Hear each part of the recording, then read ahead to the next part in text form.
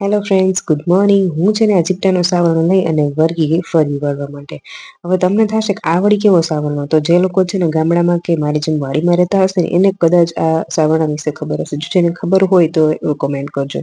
આ સાવરણાના છે ને ઘણા ફાયદા છે. જીપટા હોય ને એમાંથી આ સાવરણો એને વાઢી અને પછી આવી રીતે બનાવવામાં આવે છે. અને પછી છે ને મેં બનાવી નાખી નાસ્તામાં ભાખરી. ઘણા ટાઈમ પછી 3-4 દિવસ પછી ભાખરી બનાવી છે. બાકી છે ને મારે વિશુને લઈને જવું એટલે મને છે ને જે ઈઝી પડે ને એ નાસ્તો બનાવું, કેમ કે વહેલી ફ્રી થઈ શકું.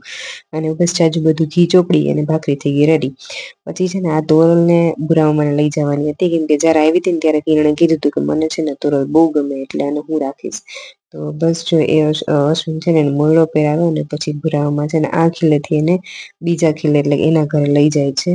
પછી છે ને મેં આ પગમાં બાંધવાનો દોરો રેડી કરી લીધો, કેમ કે જે હું પગમાં બાંધું છું ને એ બહુ ટૂંકો થઈ ગયો હતો હવે ધીરે ધીરે. તો આ છે ને જે એમ કેતા હોય અમારામાં કે દીકરો હોય ને એની માં બાંધે, પણ મને તો પહેલેથી શોખ જ હતો, એવું કઈ દીકરા દીકરી નથી. પછી મેં છે ને આ 6 ગાંઠ બાર વાળવાની, 7મી ગાંઠ છે ને દોરામાં બાંધવાની. પછી છે ને હું ગઈ રાજવીર પાસે આટો મારવા, એને મળી આવી. અને આવીને તો ભુરામાં છે ને ખેતર ખેડતા હતા. તો મેં કીધું હાલો આનો વિડીયો લઈ લઉં. તો હું ને રિશુ બે ખેતરમાં આવ્યા ને તો ખેતર ખેડવાનો પણ વિડીયો લઈ લીધો. સાંજે છે ને મારે બનાવવું હતું ટમેટાનું શાક, તો એ બસ રેડી કરી લીધું. પછી પાછી એવી ખેતરમાં ચક્કર મારવા માટે મારે સવાર સાંજ બે ટાઈમ આવવું પડે. અને પછી બનાવવાના હતા પરોઠા, એટલે પરોઠા પણ રેડી કરી લીધા મેં.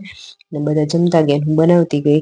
આઈ હોપ તમને વિડીયો ગમ્યો હશે. Thank you so much for watching. Please like, share and subscribe.